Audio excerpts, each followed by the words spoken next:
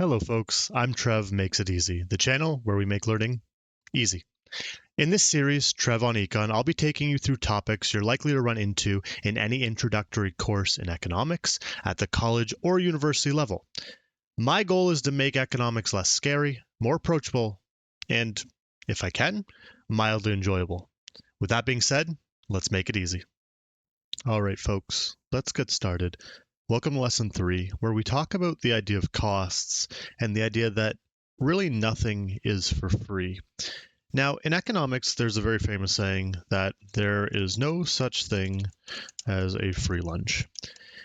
And the concept behind this is that even when something is offered as free from a money standpoint, there are still costs associated with it that we have to remember and consider whenever we're offered something. So, for example, your friend takes you out to lunch, a free lunch, so to speak. They're going to pay for it. So, what kind of costs are associated with that? Well, going back to the idea of scarcity, the costs are really any sort of resources you're going to give up during that lunch. So, for example, you might give up the time to actually go have lunch. Maybe it's the gas bill to drive your car there. Maybe it is, I don't know, digestion issues if the food isn't something you're used to. There's all sorts of things that you basically sacrifice whenever you choose to do something. And that's the idea of there's nothing truly free in this world. Now, when we talk about the idea of nothing being free and this idea of giving something up, one of the key things we look at is something called trade-offs. And trade-offs are a fundamental part of economics. These are effectively anything we give up when we choose to take an action or make a choice. The idea here is that whenever you and I make a choice, we open one door and kind of follow that path, but in the process, we close a whole bunch of other doors, right? So for example, with that free lunch your friend invites you to, what did you give up? Well, all the things we've listed, but you could have been studying. You could have gone to the gym. You could have had lunch with someone else. You could have done a whole bunch of other things. And these are trade-offs that come with every single decision, right?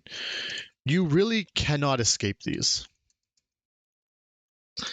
The idea being that no matter how innocuous or simple the decision is, it's very hard, if not impossible, to escape some form of trade-off.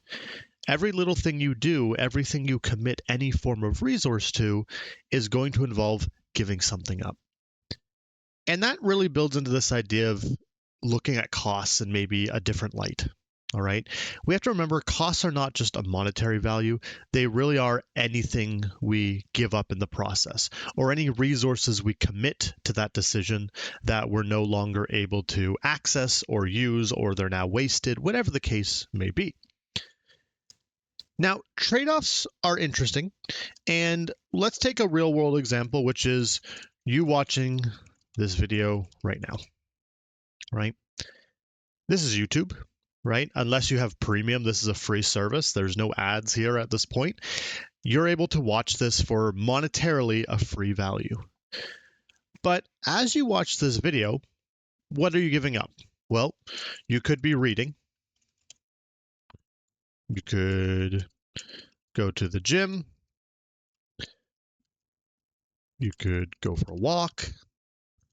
You could do pretty much a limitless amount of things. And this is really where we're going to run into an issue with the idea of trade-offs, is the list of trade-offs can go on and on and on. Now, some are more probable. I think some of the things we've listed here are pretty probable, or at least likely. But what if we say, like, I don't know, instead of watching this video, you could take a trip around the world? It's not wrong. All right. In the, 10 to 15 minutes you watch this video, you could make some progress towards traveling around the world. But is that likely? For most of us, no. And that's the problem with trade-offs.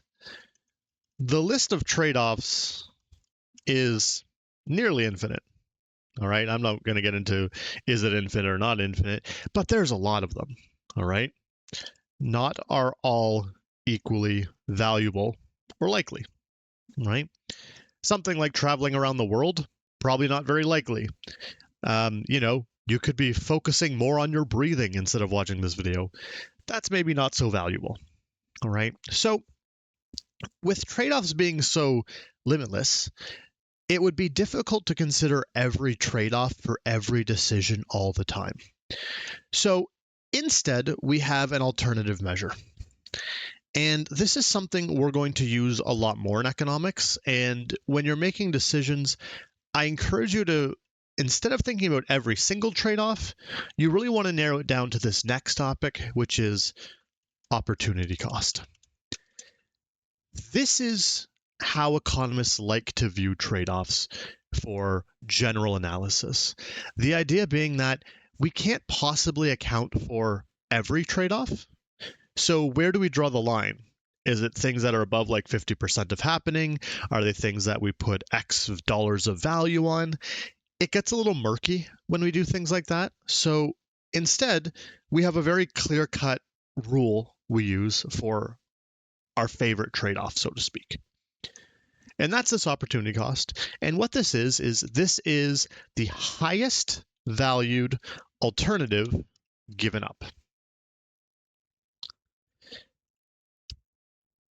Now, this is a very technical definition, and in economics, you're going to run into these definitions that are maybe worded in such a way as to be very precise, but it's always helpful to view them in terms of maybe more plain English. So an opportunity cost is, of all the things we're giving up, which one do I think is the most valuable to me? And that could be based on dollar value. It could be based on sentimental value. It could be based on how happy it makes me. It could be based on a whole bunch of things. But effectively, let's say I have, trade-off 1, 2, 3, 4, 5 by watching this video, right? I'm giving up all 5 of these things. Well, if I had more fingers, I could keep counting and we would have, again, near limitless number of trade-offs. But instead, what we're going to do is say, actually, of all these different options, I'm really going to focus on this one. And the reason is, whatever this is my highest valued alternative. This is the one that I care about the most, has the most value to me. And when I choose to watch this video in this example, this is the one that, in essence, hurts the most to be giving up, right? So, key takeaway from this, before we get into an actual example again, is an opportunity cost is a trade-off. But a trade-off is not an opportunity cost necessarily. A nice, easy way to think about this is through set math. If you're not familiar, don't worry, it's not a huge deal. But this big circle here, this is all my trade-offs.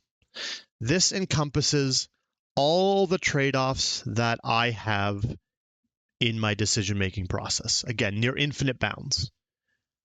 But somewhere in this mess of trade-offs is a little spot like this, and this is my opportunity cost. Now, don't get it messed up that it's small. It just means it's one of the many, many trade-offs. All right. Again, going back to the silly hand example, these are my set of trade-offs, but this one here, this is my opportunity cost. So, a little exercise for yourself. Simply ask yourself this. Think of 5 trade-offs you're giving up by watching this video. Then, of those 5 things, which one are you sad, or are you the most sad about missing out on? That is your opportunity cost. And this is something you can really apply in real life, which is one of the neat parts about economics. Yes, it does apply to various specific situations, which we'll see in later lessons, but a lot of the base level economics is stuff that you can apply in your day-to-day life. I encourage you, next time you make a decision or are deciding what to do, ask yourself, what are 3 to 5 things I'm giving up? What am I trading off? And then of those 3 to 5 things, which one do I care about losing out on the most? That becomes your opportunity cost, and that's going to be a really nice way for you to measure whether that decision is worth it. Because all of a sudden, the question really becomes not what am I giving up, but if I do this, I give up this highly valued thing, and then I can measure, is it worth it? If it's not, I just don't take the action and I go do my other thing. But if it is, I accept that I'm giving up that opportunity cost and that it's worth pursuing whatever decision I'm choosing to make. We're going to see opportunity cost a lot in later lessons. This is definitely one you want to get very comfortable with, but I hope that was informative, and I'll see you next time. Well, folks, that wraps up another lesson for today. I hope it was helpful. If you found the video valuable, please make sure to like and subscribe. And if you have any questions about the content or requests for other topics or subjects you'd like me to cover, please leave a comment below. Until next time, keep learning and make it easy.